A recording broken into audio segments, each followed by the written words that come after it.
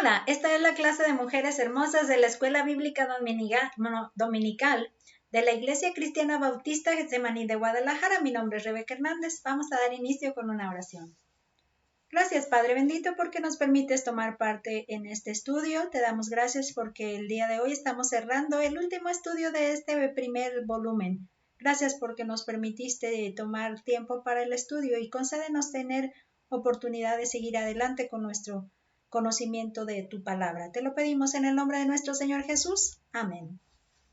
En esta clase estamos trabajando, como mencionábamos anteriormente, que es el material La Biblia, libro por libro, volumen 1. Y el día de hoy estamos entonces avanzando a lo que será el último, en el Evangelio de Mateo, en la última unidad, que es la número 6, el reino y la cruz.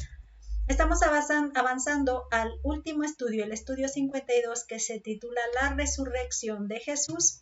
Y está basado precisamente en los versículos del 57 hasta, 27, 57 al 66 y luego el capítulo 28 del 1 al 20.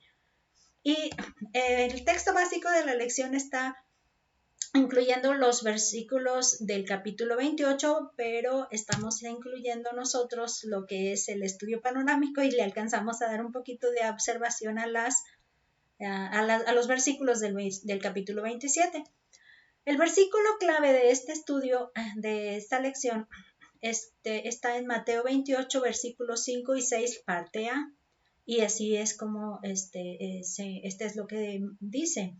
Mas el ángel respondiendo dijo a las mujeres: No temáis vosotras, porque yo sé que buscáis a Jesús, el que fue crucificado.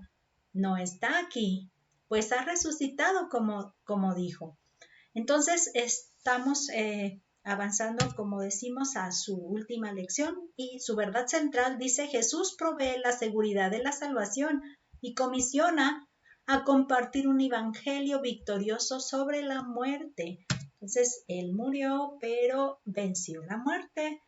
Esta meta de enseñanza-aprendizaje nos pide que demuestra tu conocimiento de las evidencias o pruebas de la resurrección de Jesús y con el propósito de su comisión, y tu actitud de participar en un proyecto misionero en su iglesia.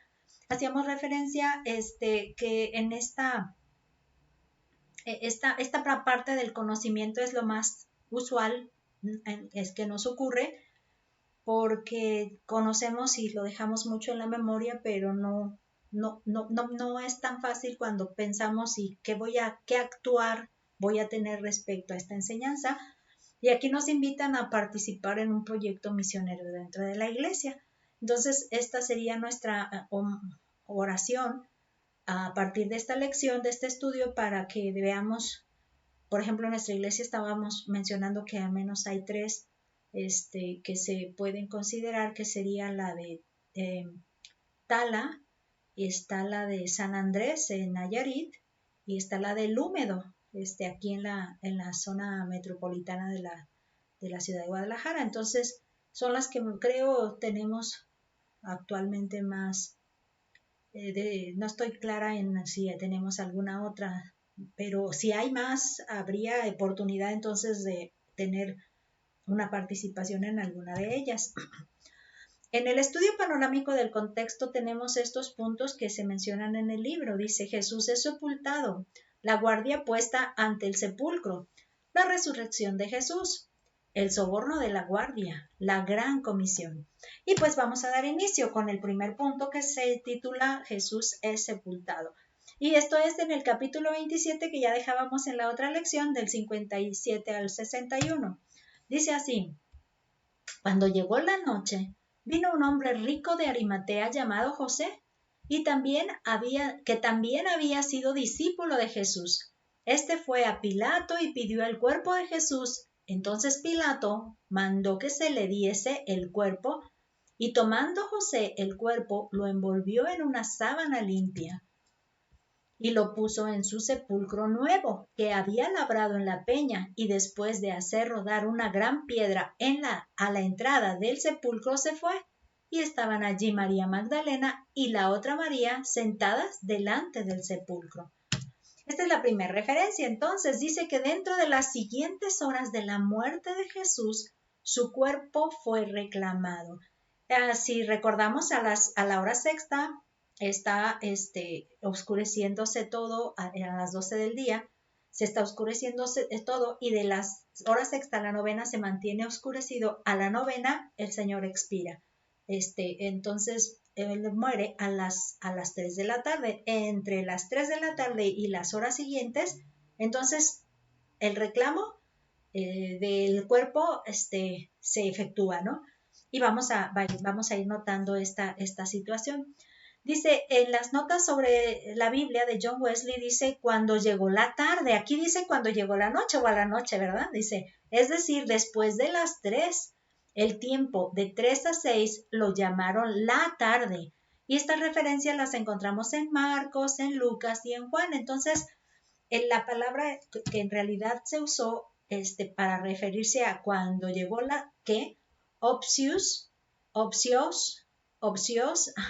significa tarde, es la tarde, femenino, un sustantivo femenino. Entonces tarde sería temprano en la víspera, o anochecer, como cuando ya se empieza a querer oscurecer, pero estamos hablando de algo tarde, ¿no? No noche, oscuro ya. O dice más tarde en la víspera. También este es el primer diccionario que les había estado mostrando algunas de sus definiciones. Es diccionario hebreo y griego de Strong, pero también encontré en definiciones griegas de Thayer, que significa tarde o anochecer, tanto de uno o la otro. Dice, en este caso de anochecer, dice ya sea de 3 a 6 de la tarde. Entonces aquí es donde nos especifican qué sería el anochecer, entre las 3 y las 6 de la tarde. Y en una segunda opción dice, a partir de las 6 de la tarde comienza la noche. Para el pueblo judío, en lo que sería su calendario o su forma de marcar las divisiones de días de manera sagrada, conforme Dios les pidió. Entonces, lo que tenemos que entender también. Luego vemos que José de Arimatea, también uno de sus discípulos, pidió a Pilato el cuerpo de Jesús. Aquí estamos ya identificando quién era el que pidió el cuerpo, y ya también entendemos que él era también uno de sus discípulos, pero vamos a encontrar algunos otros detalles. Primero vamos a ver que en el diccionario griego y hebreo la palabra arimatea, es de origen hebreo, así sería Arimatea, o también se le llama Ramá. Entonces, para encontrar el lugar, ya encontramos que es un lugar en Palestina como Arimata, pero ya no Arimatea como la encontraríamos, más bien la encontramos como Ramá. Entonces, ya entendiendo cómo era el nombre de la ciudad que realmente vamos a encontrar, pues me fui a buscar dónde está Ramá. Y este pedacito del mapa de Jerusalén, de Judea, me ayuda para entender, miren, aquí está Jerusalén, en este punto de aquí, que si se fijan es el más grande. Esta cruz me marca el Monte de los Olivos, y entonces yo me dirijo hacia la parte norte de esta región, y aquí encuentro Ramá. Entonces, José venía de este lugar, Ramá, Arimatea. Entonces, esta es Arimatea, Ramá. Entonces, ¿qué me dicen las definiciones griegas de Thayer? Es otro dato que no lo teníamos en otras referencias. Dice que José de Arimatea era miembro del Sanedrín, y él estaba favoreciendo a Jesús. ¿Qué favorecía a Jesús? Entonces, en estas definiciones griegas de Thayer, estoy encontrando que se refiere precisamente a nuestro José de Arimatea, que estamos encontrando en Mateo 27. Y este detalle de que era miembro del Sanedrín, Marcos lo describe. Entonces aquí nos dice Marcos 15 del 43 y acá el 45. Entonces lo que estoy haciendo es aprovechando agarrar el 44 también para mantener algo continuo. Dice, José de Arimatea, miembro noble del concilio, que también esperaba el reino de Dios, vino y entró osadamente a Pilato y pidió el cuerpo de Jesús. Pilato se sorprendió de que ya hubiese muerto, y haciendo venir al centurión le preguntó si ya estaba muerto, e informado por el centurión dio el cuerpo a José. Entonces él era parte del concilio, por eso les hacía referencia en el estudio pasado, donde era una información que tenemos con relación a que no todos en el concilio optaron por que se diera muerte a Jesús.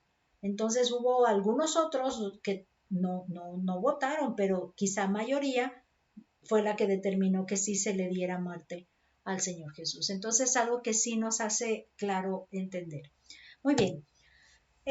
Algo más que encontré en la Biblia de Cambridge para escuelas y colegios, dice: Pilato mandó que le entregaran el cuerpo. Esa referencia hace aquí, dice: después de haberse cerciorado por el centurión de que Jesús estaba muerto, por lo general aquellos que sufrieron la crucifixión permanecieron durante días en la cruz.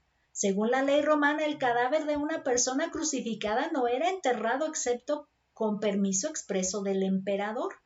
Se hizo una concesión a favor de los judíos, cuya ley no permitía que un hombre colgara toda la noche de un madero. Y esta referencia la tenemos en Deuteronomio 21-23, y también hay una referencia de tipo histórico, ¿no? De tipo de registro histórico. Dice: la prontitud de Pilato para conceder la petición de José está muy de acuerdo con su ansiedad por liberar a Jesús y su disgusto contra los judíos.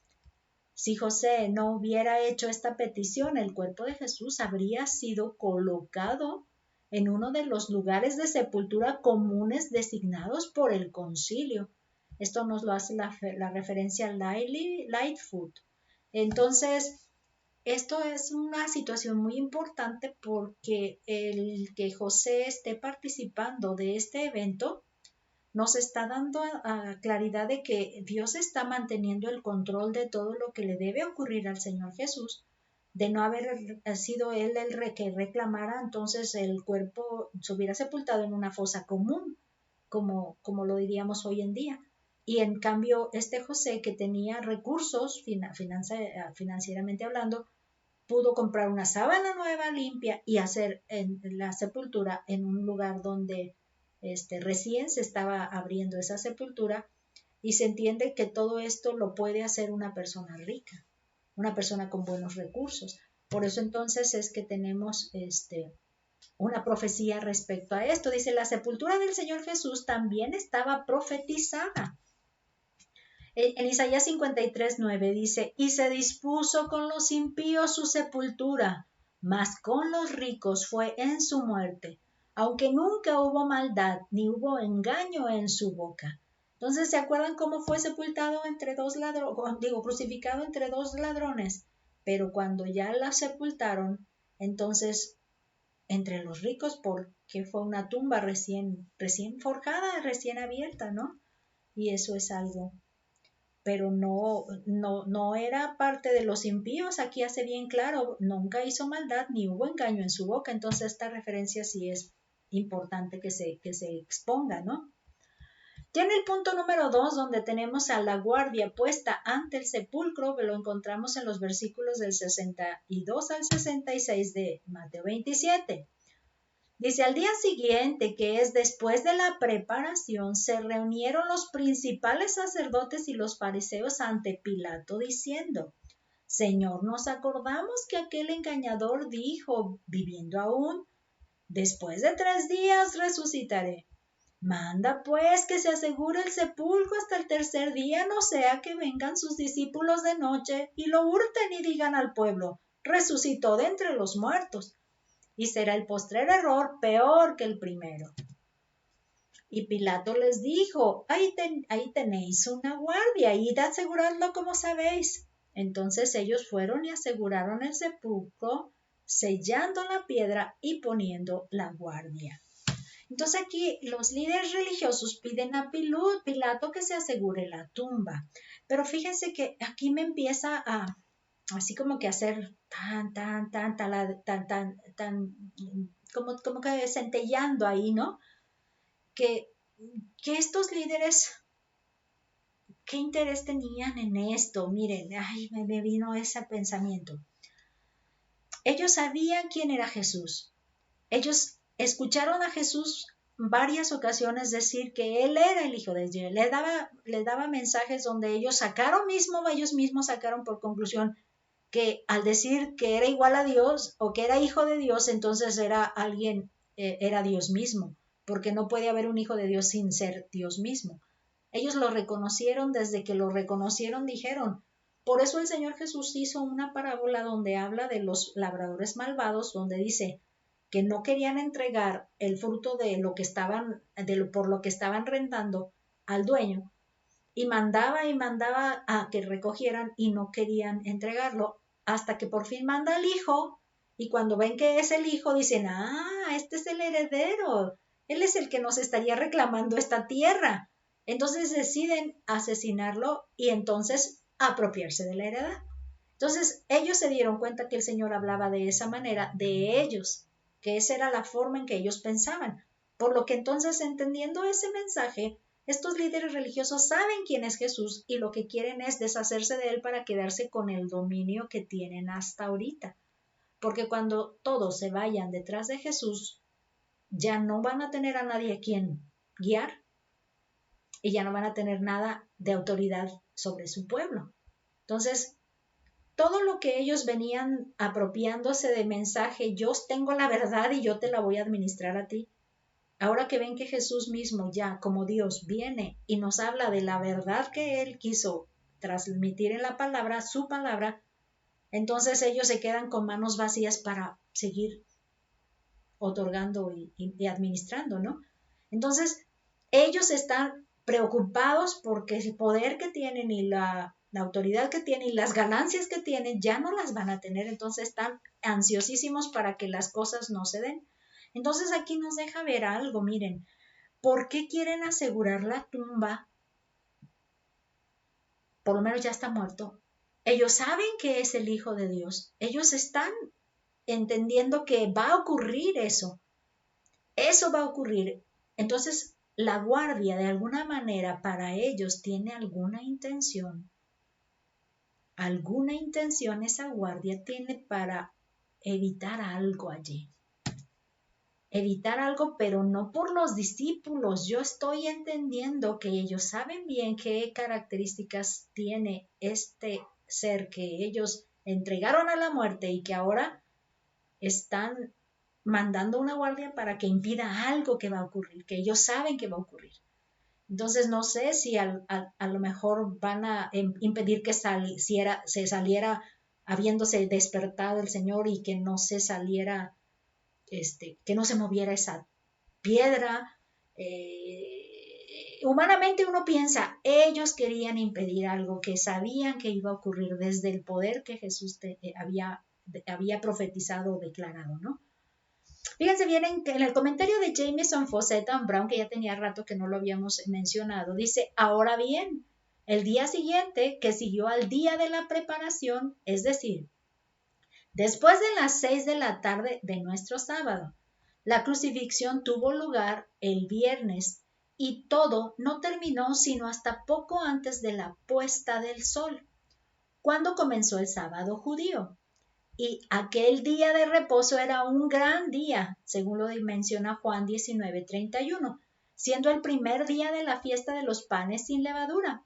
Habiendo terminado aquel día a las 6 de la tarde del sábado, se apresuraron a tomar las medidas.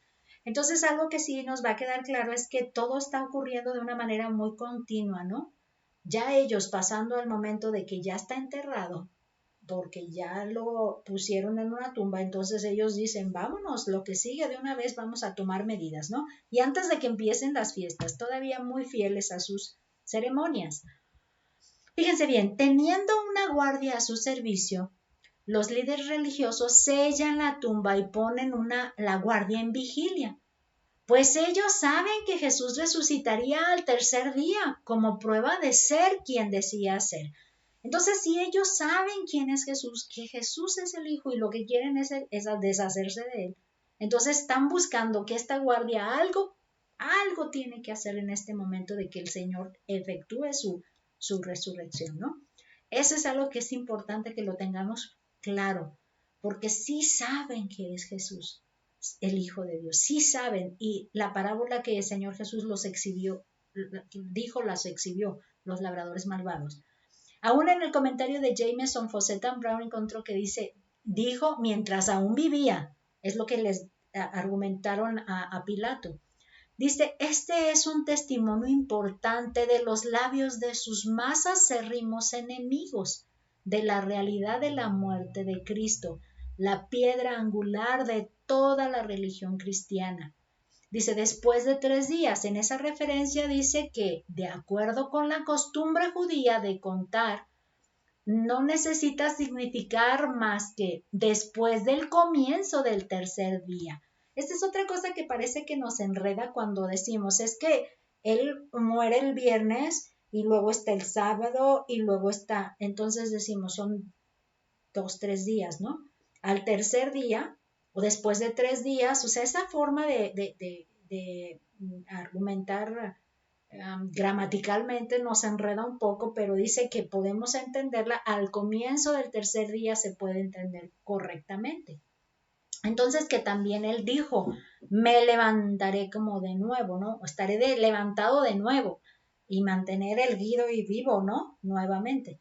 Dice, me levantaré en tiempo presente, no, me estaría levantando o me voy a levantar en el futuro, ¿no? Como que si lo fuera a hacer, estaré levantándome, no, me levantaré, un hecho, dice en presente, informando así no solo el hecho de que esta predicción suya había llegado a sus oídos, sino que entendían que él esperaba con confianza que ocurriera en el mismo día mencionado.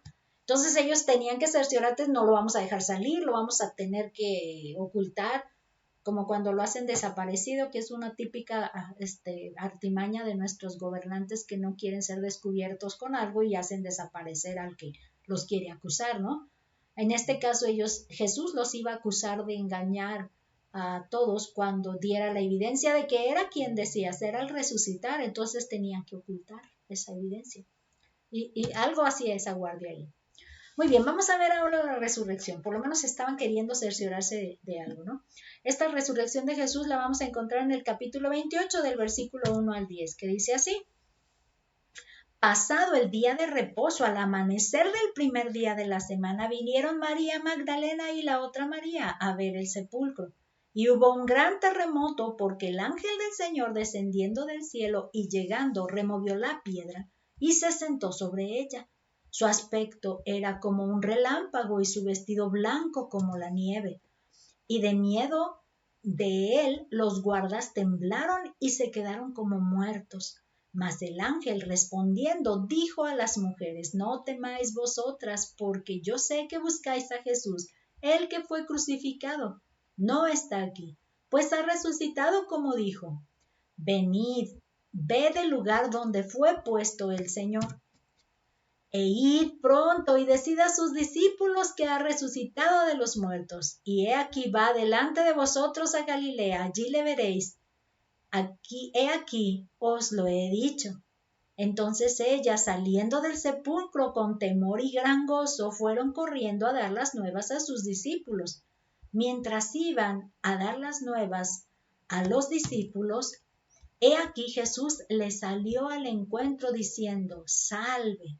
Y ellas, acercándose, abrazaron sus pies y le adoraron. Entonces Jesús les dijo, no temáis, id, dad las nuevas a mis hermanos, para que vayan a la Galilea y allí me verán.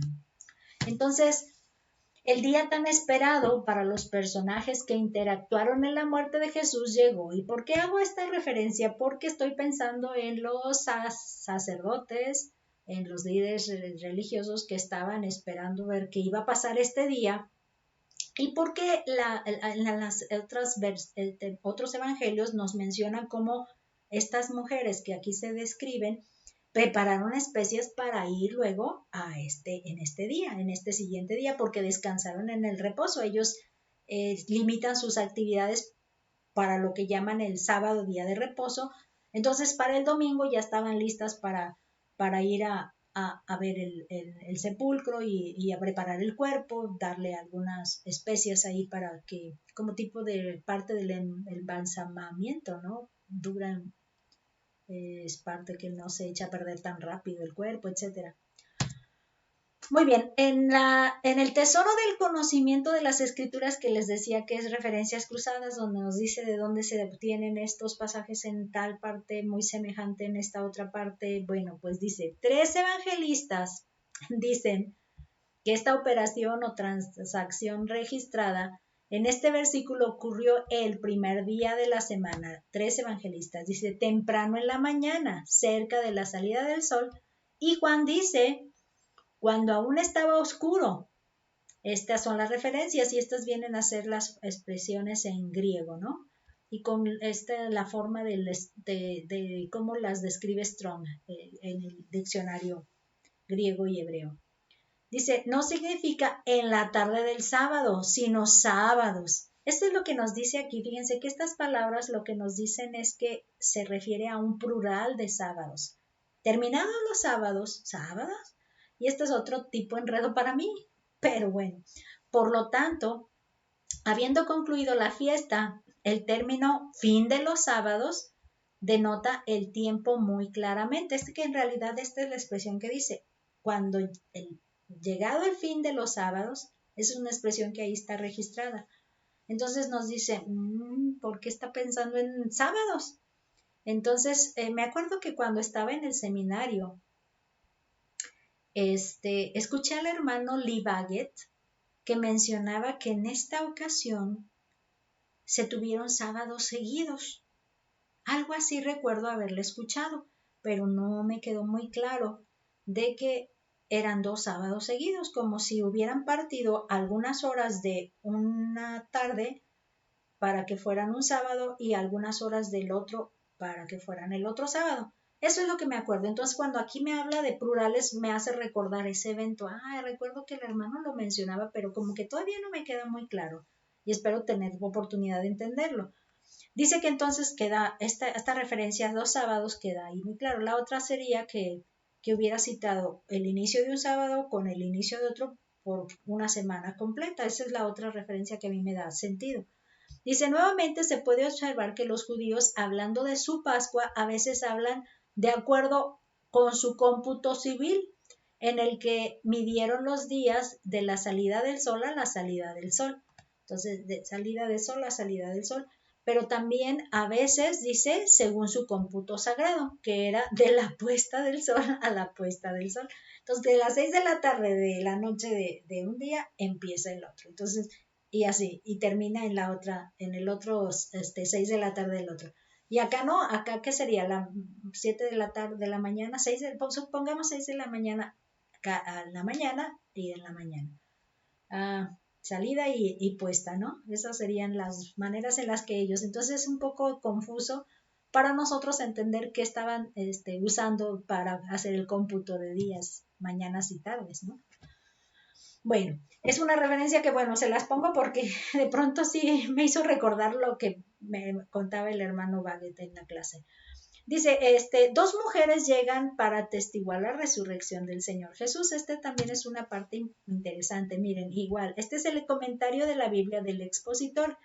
Debe haber sido muy extraño para todos los discípulos y no menos para el autor de este evangelio, o sea, Mateo, que la mujer que había sido mantenida en un segundo plano, tratada casi como si su presencia contaminara los lugares sagrados, debería, ahora que el velo se rasgó en 2 de arriba abajo, no solo entrar en la sagrada presencia del Señor resucitado como un igual a su hermano varón, sino que estaría allí ante él, que los ojos de una mujer serían los primeros en verlo, un grupo de mujeres las primeras en recibir su amorosa bienvenida y caer en adoración a sus sagrados pies.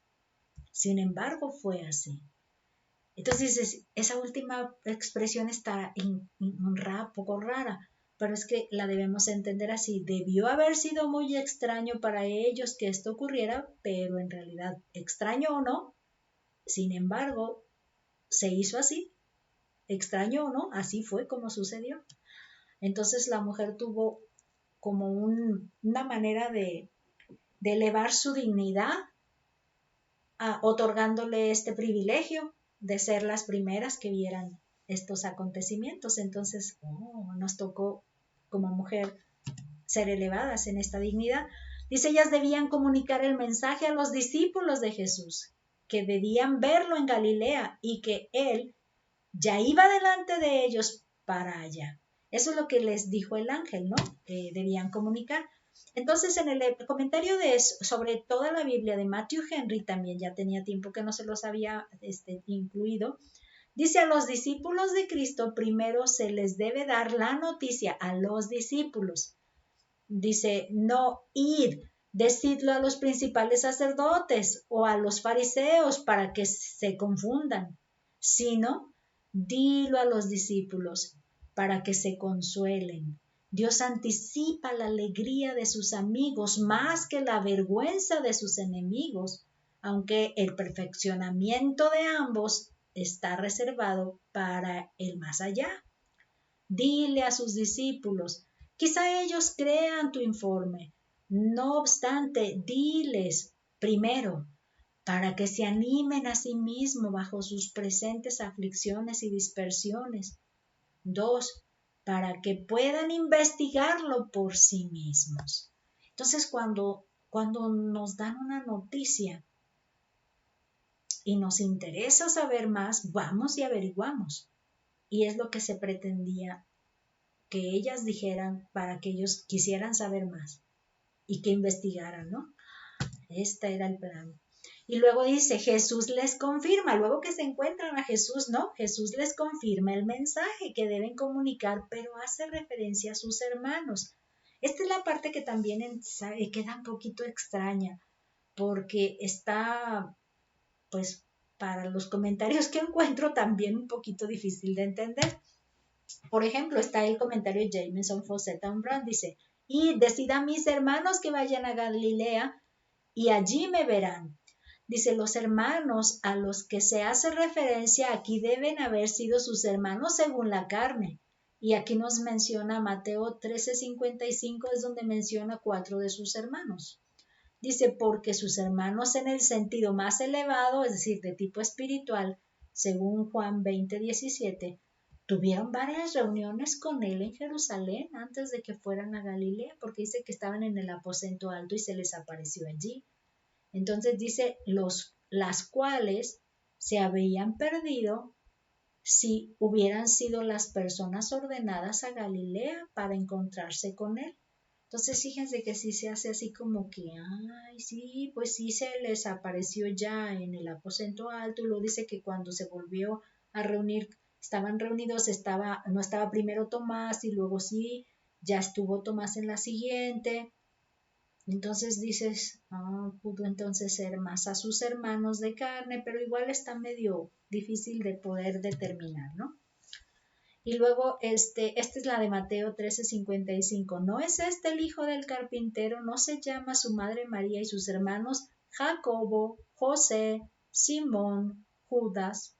Y de ellos algunos siguieron a Jesús y fueron testigos y hasta pastores de la congregación.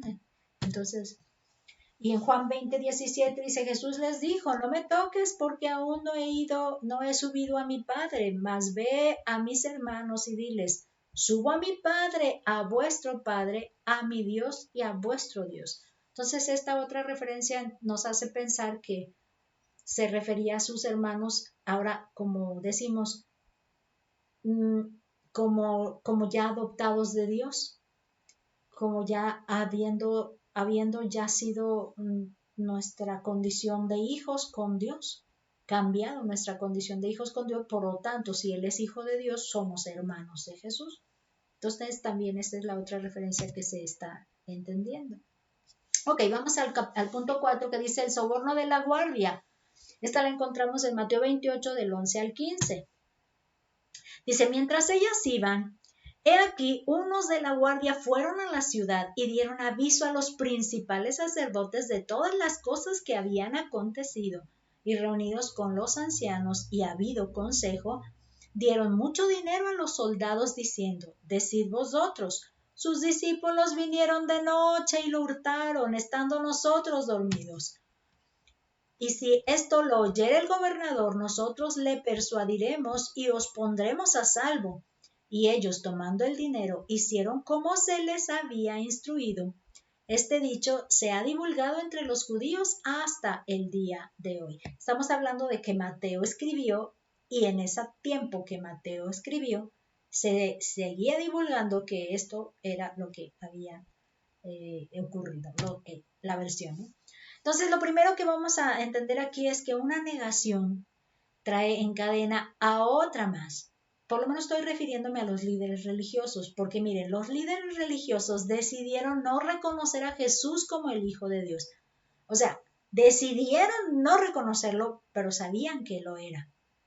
Y ahora no quieren reconocer que resucitó, probando ser quien era. O sea, quieren apaciguar. Entonces insistimos esto porque desde hace rato decíamos que por eso mandaron ahí a la guardia. Entonces ahora no pudieron evitar que se saliera de la tumba, porque algo sobrenatural, algo que también no recuerdo y quise encontrarlo otra vez porque estoy siempre buscando varios comentarios simultáneamente, de hecho, es la ventaja de la eSword, que simultáneamente el cambio de pestaña y el mismo versículo lo puedo ver según Matthew Henry, según John Wesley, según la Biblia de Cambridge, según el expositor bíblico, según F.B. Meyer, según Jameson, Fausset and Brown. Esa es una ventaja, por eso puedo proveer más comentarios.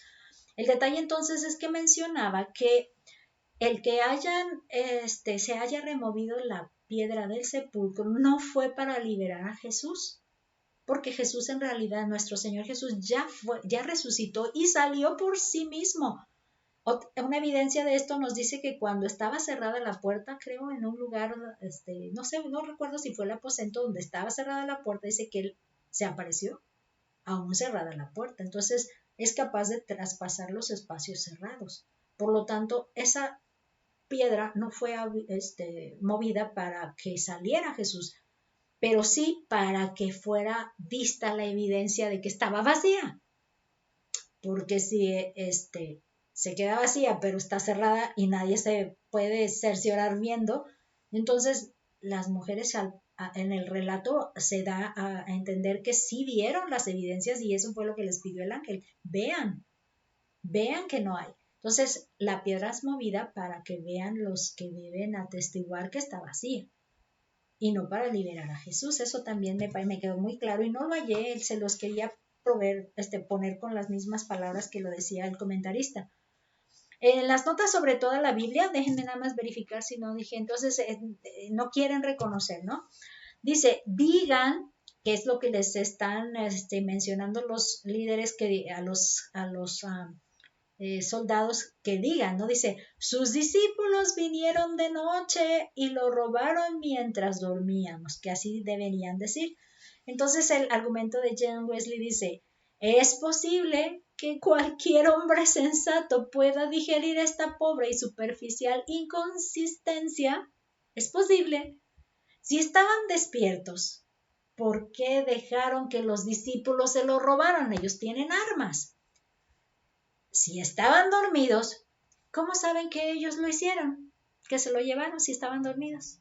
¿Cómo se iban a dar cuenta? Entonces te quedas y dices, oye, ellos mismos quieren, por sí mismos se ven ridículos en esa situación, ¿no? Entonces, miren, los líderes religiosos están dispuestos a asumir las consecuencias y llegar aún más lejos con Pilato. No se preocupen, nosotros vamos a hacer, y las consecuencias de esto no, nosotros nos encargamos, ¿no? Los líderes están dispuestos a llegar más allá hasta con Pilato. Jameson Fausset and Brown nos dice, lo persuadiremos y lo aseguraremos. Dice, él nosotros y él ustedes son enfáticos aquí. Nosotros cuidaremos de persuadirlo y evitarles problemas. O lo salvaremos de todo daño. La forma gramatical de esta cláusula implica que se esperaba que sucediera lo que se suponía. Entonces el significado es, si esto llega ante el gobernador, como probablemente sucederá, nos encargamos de que, etcétera, etcétera, etcétera, ¿no? La persuasión que Pilato de Pilato significó sin duda hacerlo callar mediante un soborno, que sabemos que de otra manera no estaba dispuesto a tomar. Entonces, no iba a aceptar que no fuera a través de un soborno, pues. No iba a aceptar que esto está bien, pues olvidémoslo, si no había un soborno de por medio. Y hace referencia que Félix, cuando apresó a Pablo, dice que lo hacía, creo que no lo puse el texto, nomás está la referencia de Hechos 24, 26, dice que lo hacía venir porque quería que le diera algún dinero para dejarlo libre, es que le diera su mordida. Ok, vámonos a la gran comisión, es el último punto, dice Mateo 28 del 16 al 20. Dice, pero los 11 discípulos se fueron a Galilea, al monte donde Jesús les había ordenado, y cuando le vieron, le adoraron, pero algunos dudaban. Y Jesús se acercó y les habló diciendo, toda potestad me es dada en el cielo y en la tierra. Por tanto, id y haced discípulos a todas las naciones, bautizándolos en el nombre del Padre y del Hijo y del Espíritu Santo, enseñándoles que guarden todas las cosas que os he mandado. Y aquí yo estoy con vosotros todos los días hasta el fin del mundo. Amén. Ok, en esta referencia los discípulos se fueron a Galilea, al monte por ellos conocido, para reunirse con Jesús. No sabemos cuál es el monte, pero en la región de Galilea, fíjense que este mapa me permite ver la forma del terreno, la forma del terreno que tiene esta zona. Entonces, esta parte nos habla de las montañas que se ven alrededor. Por eso me pareció muy interesante compartírselos. Esta es la parte del mar de Galilea, el lago, y aquí la parte de Capernaum, en esta región de aquí. Entonces, por lo menos a esas regiones donde les están pidiendo que se van a encontrar. Y me pareció muy atractiva esta imagen, porque en esta parte se encuentran estas personas en un monte donde se permite ver toda la explanada de las orillas del mar. Y esta, pues, me pareció como muy buena para ilustrar la manera en la que pudieron ellos haberse visto con el Señor en esta zona. Anteriormente les había puesto otras, ¿no? Pero esta me parece como que está muy, muy bonita para poderlas compartir. Dice, no hace sentido que alguno de los 11 discípulos fueron los que dudaban, a menos que hiciera referencia de Tomás, ¿no? Pudiera ser que ahí, esa era la referencia, no sé. ¿Serían entonces los 500 a los que también se les apareció? Esa es la reflexión que hace un comentarista o los comentaristas, que no creen que haga sentido que los 11 estuvieran dudando cuando ya tuvieron evidencias en el aposento o en el lugar donde estaban reunidos y cerrados, y luego estuvo Tomás. Ahí sí Tomás estaba presente. Entonces, Jamieson Fossetta Umbral nos dice que cuando lo vieron, lo adoraron, pero algunos dudaron, y para hacer referencia a esto dice ciertamente alguno de los 11, no, ciertamente ninguno de los 11, después de lo que sucedió en entrevistas anteriores en Jerusalén, que es las que vengo haciendo mención. Dice, pero si los 500 estuvieran ahora presentes, bien podemos creer esto de alguno de ellos, porque ahí menciona en una referencia más adelante, creo que no la tengo así, primera los Corintios 15:6, dice, después apareció a más de 500 hermanos a la vez, de los cuales muchos viven aún y otros ya duermen. Entonces aquí Pablo está haciendo mención de que hubo 500 personas a la vez que pudieron haber estado en esa ocasión en el monte, porque no hay ninguna referencia en otra cita bíblica donde estuvieran ellos presentes. Entonces ahí se pudo haber entendido por qué dudaban varios de ellos. Dice, Jesús ahora tiene poder en el cielo y en la tierra, y sobre esta autoridad ellos serán enviados.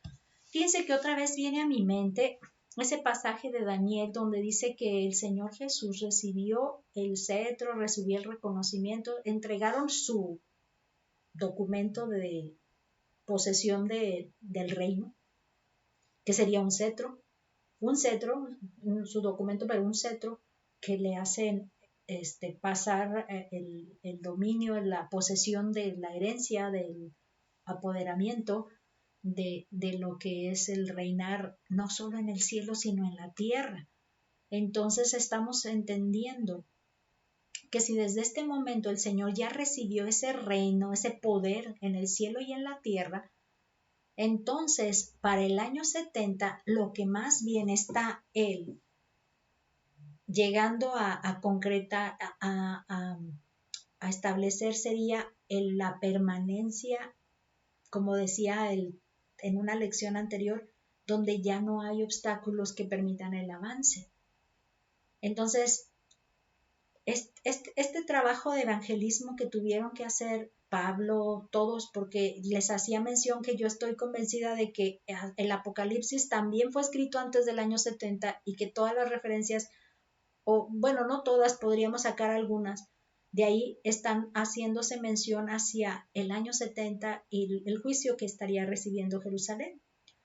Y esa segunda venida y ahora en la clase se estaba platicando con una de las hermanitas que estaba toda preocupada porque todas estas señales de que estaba viniendo el anticristo. Entonces yo muy firme y convencida digo, no hay anticristo, ya no tenemos nosotros esas evidencias para nuestra venida del Señor Jesús. Estamos hablando de que el Señor Jesús mostró esas evidencias para la venida de Él como el día del juicio y la presencia de Él haciendo juicio contra Jerusalén en el año 70. Entonces estas referencias no nos hacen a nosotros tener temor de qué va a pasar de aquí en adelante con tanta guerra que ahora está Rusia contra Ucrania y que está habiendo tanta, uh, eso sí quiero mencionar, va a venir una hambre muy, que no se explica con mucho detalle, pero se entiende que por las circunstancias desde la pandemia y las obstrucciones de circulación de los medios de transporte para los alimentos, que son granos básicos de maíz, arroz, frijol, o sea, cereales, en realidad los cereales al parecer están se va a venir una escasez en alguna manera de alimentos. Yo estoy hablando de los cereales que se importan o se importan, se reciben del extranjero, porque no somos autosuficientes en México con nuestros cereales. Y la otra cosa que hago reflexión es que ha habido sequías en las regiones en donde debiera de haber una siembra productiva para que llegue el alimento luego y se venda hacia nosotros en México. Resulta que las sequías también abonaron allí. Entonces, hemos estado haciendo referencia de esto, pero nada de esto nos debe asustar pensando que ya es el fin del mundo, porque en realidad el fin del mundo no es una situación de temor, porque no debemos nada. Yo no debo nada ya ante Dios. Yo ya pagué mi deuda con Dios en Cristo Jesús, en la sangre de Cristo. Por lo tanto, porque estoy preocupada. El que se preocupa debe ser una preocupación, pero que viene desde las mismas palabras del Señor Jesucristo. Pero el que no cree ya ha sido condenado porque no ha creído en el nombre del unigénito Hijo de Dios. Entonces no estoy pensando en una destrucción futura porque en realidad ya me libró Dios en la sangre de Cristo de la muerte porque ya me reconcilié con Él. Entonces, no debo de preocuparme que realmente estas señales que se dieron para el año 70 se tengan que cumplir ahora. No es así, no tengo, mi corazón, mi corazón está en paz. Mis pensamientos están en paz, mis sentimientos están en paz porque yo creo en Dios, que esto se escribió para una fecha específica, pero ya no ahora, y que su palabra tuvo un propósito de un término y lo que más podemos tomar son principios que Dios realiza en eventos, como decíamos, como cuando es un patrón regular. Aquí hace de esta manera, aquí también lo hace, aquí también lo hace. Entonces eso sí nos deja saber un elemento que viene hacia un futuro porque así está actuando. Pero de eso a que todo se haya escrito para mandarlo a nuestro futuro, no. Entonces yo soy muy persistente en esta declaración que no tenemos temor ya. Que se pelee en Rusia contra Ucrania y que quiera luego invadir Estados Unidos. Yo digo que nos debemos preocupar por las consecuencias que nos van a llegar independientemente, porque Dios todavía no nos va a recoger y estaremos posiblemente, antes de que Él venga a recogernos, nosotros nos vamos a ir a donde Él, o sea, nos va a tocar morir por nuestra vejez y nuestro desgaste del cuerpo y vamos a llegar primero nosotros allá con Él, probablemente. Entonces, yo quedo claro con esto, de que más bien debo de tener consciente de que, ¿sabes qué? No sé cuánto vas a venir o cuándo me va a terminar toda esta forma de vida. No lo sé, pero mientras tú ya tienes ese control en esa fecha que ya estará determinada por Dios, ¿yo qué debo hacer? Pues vivir. ¿Y qué significa vivir? Vivir acorde a tus mandatos, a tu ejemplo, a Jesús, como me diste ejemplo. Entonces, si aquí Jesús dice, yo ya tengo poder, entonces yo soy tu aliado, soy aliado tuyo, hablando de eso de países aliados y países no amistosos y así. Entonces, yo soy aliada de Jesús, Él ya tiene el control del cielo y de la tierra, así que ni siquiera Satanás está con el poder suficiente para arrebatarme de las manos de Jesús. Entonces yo digo que no hay que temer, simplemente afrontar las situaciones conforme vengan, porque de alguna manera tendremos que buscar nuestro bienestar en nuestra ser precavidos, buscando cómo solucionar cada calamidad que se presente, porque las circunstancias se dan así y no tienen que ser consecuencia de datos bíblicos para efectuar esas situaciones, ¿no? Que a veces son consecuencias que el mismo pecado trae, que a veces son consecuencias que las mismas calamidades que nosotros provocamos, porque, vamos, uno pone el castigo queriéndole sancionar a un país y resulta que, como dice el dicho, se lleva entre las patas a todos los demás países que de alguna manera reciben un bien de aquel. Entonces dices tú, vaya, entonces no lo provocó Dios en sí por algún castigo, lo provoca uno mismo y tiene sus consecuencias ese que tomó la decisión inicial. Así que bueno, ¿qué dice el comentario de la Biblia del expositor? Dice, toda potestad me es dada en el cielo y en la tierra, según la Reina Valera. Dice, ¿qué palabras son estas que vienen de aquel que acaba de ser dado a la muerte por afirmar ser el rey de los judíos? Rey de reyes y señor de señores, es el título que ahora reclama. Sí, porque ahora dice, yo tengo mi autoridad, me la dieron ya, por lo tanto, vengo a tomarla. Vengo a tomar eso porque reclamar significa ya tomarla y ejercer ese ya dominio, ¿no? En la práctica. Una cosa es la ceremonia que se hizo con Daniel que se registra y otra es ya vengo a ejercer el dominio que me otorgaron. Entonces dice el título que reclama, y sin embargo, como es hijo del hombre, como hijo de hombre que habla. Dice, es como hijo del hombre que habla. Viene como rey, pero en forma de hijo de hombre es como está hablando. Dice, no habla como Dios. Y dice, toda autoridad es mía. Habla como el hombre Cristo Jesús diciendo, toda autoridad me es dada. No dice, es que yo como Dios todo lo tengo, todo es mío. No, me es dado. Es diferente, ¿verdad? Dice, dada por la compra de su dolor. O sea, por el pago que dio, lo que sufrió. Autoridad en los cielos como sacerdote, con autoridad de Dios en la tierra, como rey de los hombres. Entonces, sacerdote como autoridad de Dios en la tierra y como rey en los hombres. Sacerdote y rey. Esa es la parte que está refiriendo. Un poquito enredosa la redacción ahí, pero sacerdote y rey es lo que él viene, es la autoridad que tiene. Jesús les encarga seguir su vida como discípulos, haciendo discípulos como ellos, no solo a los judíos.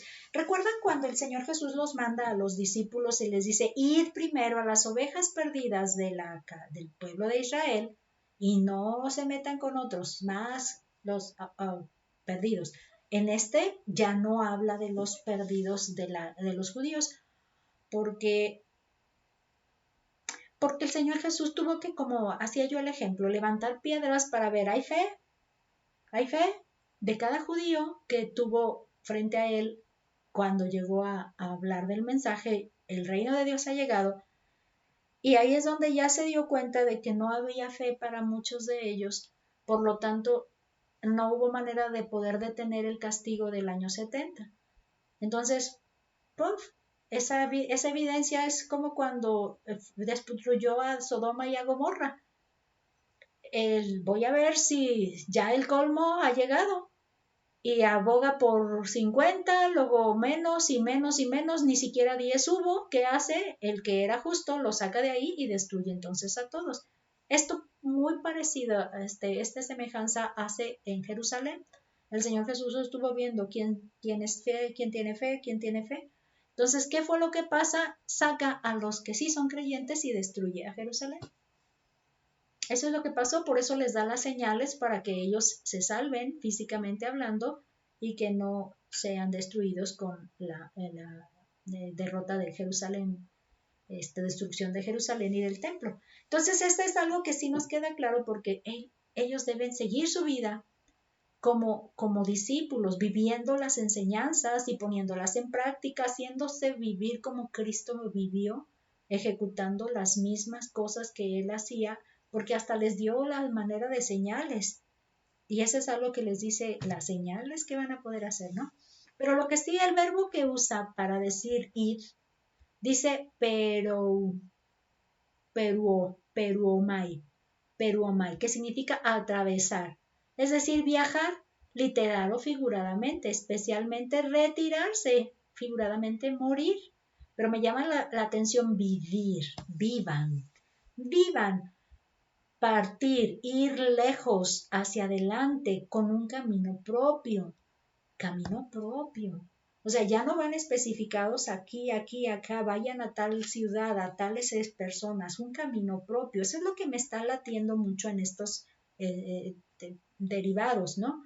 Arriba, ir arriba, o sea, como subiendo montañas, pudiera entenderse así, el up, ir arriba, up. Dice, hacer o tomar un viaje, una caminata. Una caminata es cuando vas que no siempre tienes un destino, ¿no? Voy a ir de caminata, puedo ir y tener programado un destino, ¿no? Este es el diccionario hebreo y griego. Lo que me llama la atención en las definiciones griegas de Thayer es que es llevar, posponer, trasladar, posponer de alguna manera llama la atención. Dice, proseguir el viaje en el que se ha iniciado, continuar el propio viaje. Ellos ya iniciaron un camino de discípulos, pero ahora síganlo por su cuenta, propios en lo que ustedes van a hacer por su propia cuenta. O sea, no llevan un destino, cada quien va a esparcirse a donde quiera ir teniendo un propósito, pero vivan. Y dice aquí, apartarse de la vida. Esa es otra de las referencias que tiene. Apartarse de la vida quiere decir que no van a seguir las mismas actividades que hubieran hecho antes, ¿no? Como cuando dice la expresión santidad, apartado para Dios. Entonces, en santidad sería entonces esta referencia. El mismo ir, fíjense, nada más esta palabra es la que nos hace toda esta rama de opciones, ¿no? La siguiente dice seguir a uno, es decir, convertirse en su adepto. Estaríamos hablando de Cristo, ¿no? Que fueron su adepto. Conducir o ordenar la propia vida. Entonces aquí lo que me hace entender es que no está diciéndoles que la acción debe ser algo que deben romper su vida normal. Deben mantener su vida normal haciendo esto, yendo. Por eso a otra referencia yo estaba buscando esta porque me decía, recuerdo que en el seminario también se nos hacía mención de que la misma palabra implicaba una acción continua de ejercicio continuo. Y yo estaba buscando eso y encontrar eso y no encontré en realidad eso, pero encontré las palabras que me indican que se trata de vivir, seguir viviendo, seguir actuando, seguir desarrollando tu vida. Por eso es porque me queda claro que no es necesario estar preocupados por el fin del mundo cuando en realidad tengo mucho que hacer aquí.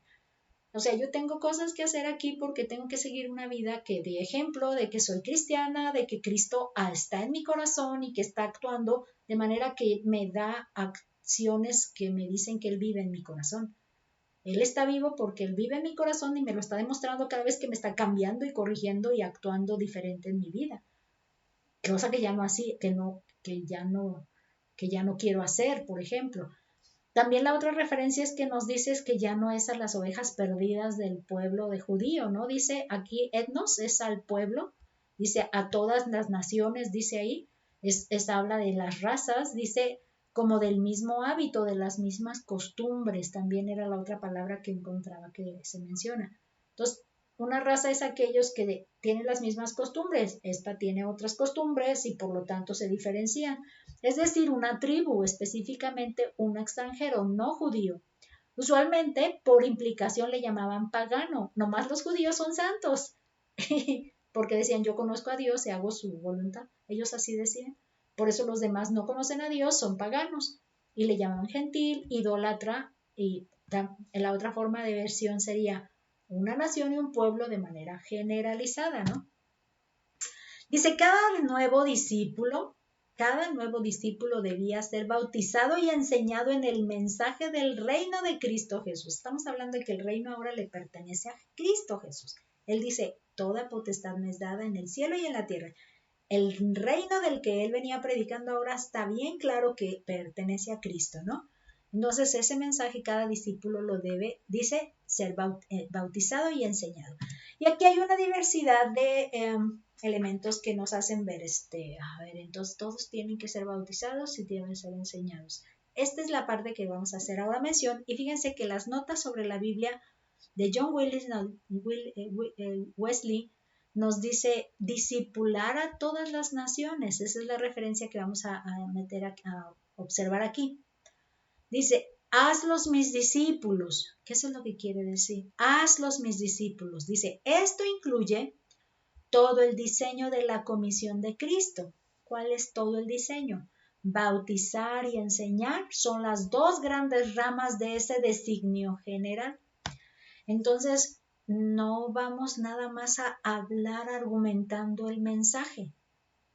Tenemos que lograr que ellos quieran bautizarse y sean enseñados para que quieran bautizarse, ¿verdad? Y luego dice, y estos debían ser determinados por las circunstancias de las cosas. Fíjense que esta es la parte más interesante de todo, porque como que sí necesitan las dos cosas, pero el orden no es relevante o no es obligado. Y aquí el argumento que nos dice John Wesley es que dice que de acuerdo a las circunstancias pueden ser,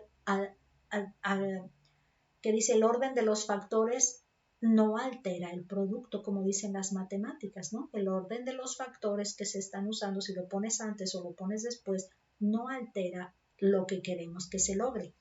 Entonces, fíjense lo que argumenta John Wesley. Dice, lo que hizo necesario al bautizar a judíos o paganos adultos, enseñarles antes de que fueran bautizados. Entonces ellos necesitaban, en el caso algunos judíos y algunos paganos como adultos tenían que ser enseñados primero y luego bautizados, enseñándoles y luego bautizados. Ese sería un tipo, un caso, una circunstancia. Y luego fíjense lo que menciona acá. Punto y coma nos dice que otro ejemplo. Dice, en discipular a sus hijos. Este es otro ejemplo. ¿Qué sería? Bautizarlos antes de que fueran instruidos. Como ellos tenían que, en este caso, hay otro caso donde antes de que fueran instruidos, bautizarlos. Cuando quieres discipular a tus hijos, así es lo que menciona, es otro tipo de circunstancia. Y bueno, no la argumento mejor porque puede ser no tan válida hoy en día para nosotros. Este sería punto y coma, otro ejemplo. Como los niños judíos en todas las épocas fueron primero circuncidados y después enseñados a hacer todo lo que Dios les había mandado. Entonces aquí es otra referencia, por eso decía bautizados antes de instruidos. Ellos fueron circuncidados y luego se les instruía. Este es el caso de los judíos. Lo que sí nos dice es que son dos cosas que se deben incluir según Marcos 16, 15 y 16. Aquí le puse 15 y 16. 15 del 15 al 16. Dice, y les dijo, id por todo el mundo y predicad el evangelio a toda criatura. ¿Se fijan cómo primero dice y predicad? Y luego dice, el que creyere y fuere bautizado. Entonces en Marcos lo que nos dice es que sí debe haber una instrucción para que puedan creer. Y entonces ya de que crean, vamos a bautizar y será salvo, mas el que no creyere será condenado. Entonces, cuando tú no tienes fe, lógicamente por esa falta de fe vas a condenarte, no tanto por no ser bautizado, que pudiera entenderse de esa manera en algunas iglesias. Cosa que pude darme cuenta es que hay una iglesia, no sé, recuerdo, pero es de tipo evangélico, que parece que la meta es bautizar a la persona simplemente como para incluirla. Y eso es algo que las personas se bautizaron, pero no se desarrolló una fe. Y ahora es una de las cosas que se está evidenciando, que sin esa fe no tiene mucho sentido el que sean miembros y capaces de pertenecer a una iglesia. Entonces es otra situación difícil, por eso decía que no podía argumentar cuando era al revés, ¿no?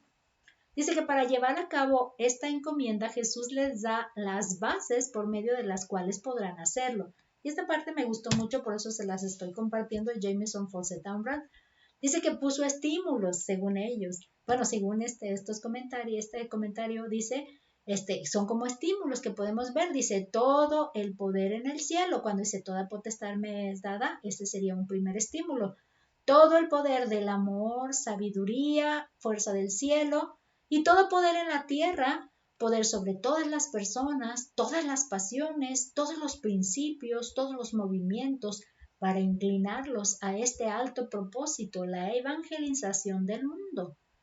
Todo esto me es dado como el Señor de todo resucitado. O sea, el Señor de todo, y ese Señor de todo es un Señor resucitado. Esa es la forma dramática que no pude organizarla de manera que se entendiera clara. Dice, para ser puesto por mí a tus órdenes. Es como se los está dando a un aliciente, ¿no? Id pues. Y lo dice, pero queda un segundo estímulo. Dice, y he aquí, yo estoy con vosotros todos los días, no solo a perpetuidad, sino sin interrupción de un día, hasta el fin del mundo. El amén es de dudosa autenticidad en este lugar, sin embargo, sí pertenece al texto. Es palabra final del propio evangelista. Como si hubiera dicho, esta no lo habrán agregado en el futuro y no en el original. No, es del autor Mateo. Entonces tenemos alicientes. El poder, él tiene la autoridad. Entonces nosotros vivamos compartiendo nuestra fe con el ejemplo. Y si no vamos a ser grandes predicadores y grandes evangelistas, por lo menos vamos a vivir un ejemplo que va a ser suficiente para que la gente se atraiga y quiera conocer a este Jesús y quiera conocer a este mensaje de salvación que Dios nos ofrece. Esta sería nuestra motivación. Para las aplicaciones del estudio tenemos una convicción de fe genuina. Fíjense bien, el Señor Jesús fue sepultado por un miembro del cuerpo de oponentes que esperaba el reino de Dios y le creyó. José de Arimatea, ¿no? Fue sepultado por él. Dice, sus actos mostraron su convicción. Entonces aquí me entra la aplicación diciendo que desde el fondo de nuestro corazón, nuestra convicción de fe genuina nos mueva a actuar en el favor de Cristo, en su favor. Y debí ponerle una S mayúscula aquí. Entonces, así como este miembro dio muestras de que creyó en Jesús y los actos que hizo de recoger el cuerpo y tener una sábana disponible para tener un sepulcro listo, le muestran esa fe, esa convicción. No puedo negarse que él sí creía porque lo demostró en el momento necesario. Entonces nosotros tenemos a Cristo en nuestro corazón, entonces nuestra convicción de fe debe ser genuina. Si Cristo está allí y ese hecho de que está allí por su espíritu nos va a dejar actuar y siempre a su favor, no en contra de él.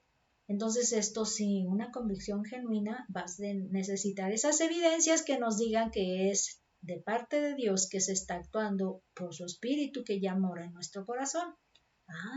¿Ok? Y luego aquí, amenaza de intereses. Bueno, dice, para los líderes judíos, Jesús significaba el fin de su autoridad sobre el pueblo. Por eso deshicieron deshacerse de él, llevándolo a la cruz. Entonces, si ellas tenían intereses ahí que se les estaban acabando, nosotros debemos cerciorémonos de no ignorar las enseñanzas y mandamientos de Jesús cuando significan el fin de nuestro egoísmo. Fíjense que nuestros intereses son que yo y yo y yo. Eso es egoísmo. Si no salgo beneficiado yo, no, pues entonces no. Entonces, lo que sí es que nos cercioremos de no ignorar esas enseñanzas y mandamientos que Jesús a veces van a implicar amar, dar, entregar y al final van a ser el fin de mi comodidad, de mi egoísmo, de mi yo y yo. Entonces, esas amenazas de intereses, pues ahora sí que no necesito ser un enemigo de Jesús, simplemente cuando no quiero hacer caso, estoy siendo estoy siendo un ejemplo de como ellos. Me estoy haciendo un igual a ellos, esos líderes que se declararon abiertamente. Entonces yo abiertamente me declaro cuando no quiero seguir sus enseñanzas y las ignoro y sus mandamientos y los ignoro. Entonces si yo sé que esto es bueno y no lo hago, estoy negando y solo siendo feliz con mis intereses. Y me veo amenazada, por eso no lo hago. Entonces, amenaza de intereses hay de por medio. Y en la tercera, que es la resurrección de Jesús. La manera más convincente de atestiguar que Jesús está vivo es la experiencia personal.